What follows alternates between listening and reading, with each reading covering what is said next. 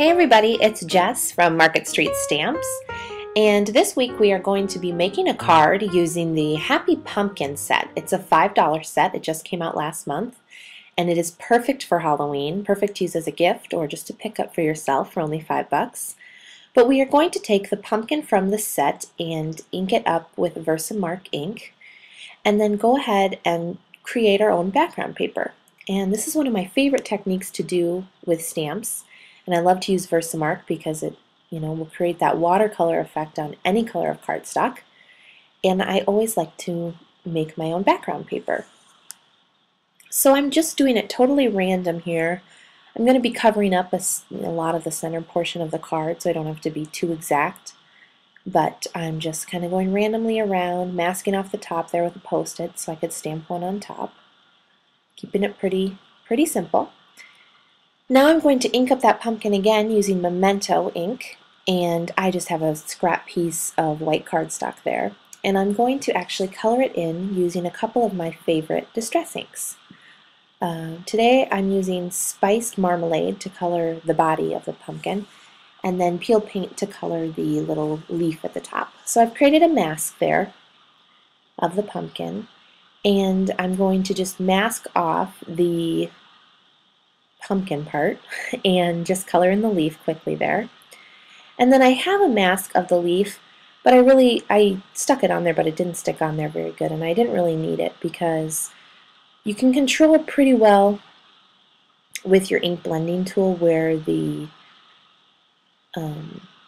ink is going to go on the pumpkin.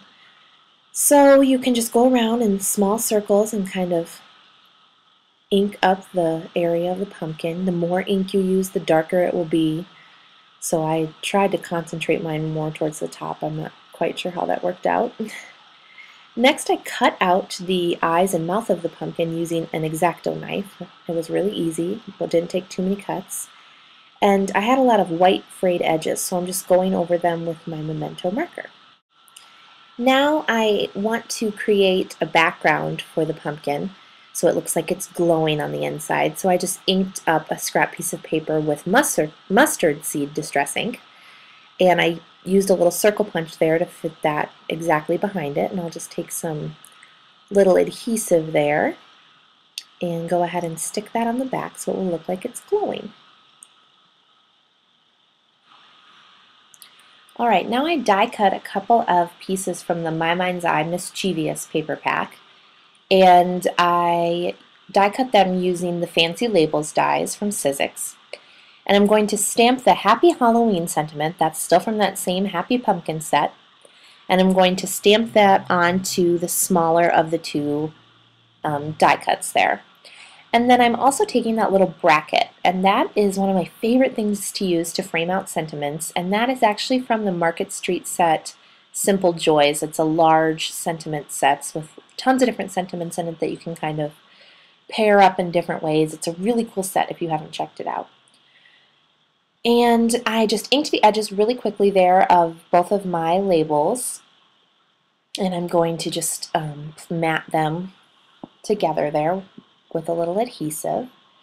And then that orange pumpkin is going to go up on some foam dimensional adhesives and go right in the center of the frame. Now I have tied some black embroidery floss towards the top half of the card. It's not quite the center. With the long cards, I like to leave a little extra room at the bottom. I think that just looks a little bit better visually. But I wanted to have sort of a thicker strip of ribbon here, or of thread here. So I decided to spread it out, just using my fingers and then tying a knot together. And all that messy, all those messy cuts there will be covered up because I'm going to put the labels that we've created in the center. So I'm popping them up on some foam dimensionals, and we'll get that placed right over the thread there. And you can kind of keep playing with that as you are working. It's not stuck down in any way, it's just tied together, so it's got time. And you can also kind of play with the foam dimensionals. If you don't fully smash them down, you can redo them. As you can see, I thought the pumpkin didn't look center there, so I just peeled it up quick and moved it over a little bit. That is it for this week's card, you guys. Pretty easy, pretty fun, and hopefully pretty festive for the Halloween season. Here's a photo of the finished card, and here's a picture of the close-up. There's a supply list at the end of the video, and for more information you can check out marketstreetstamps.blogspot.com.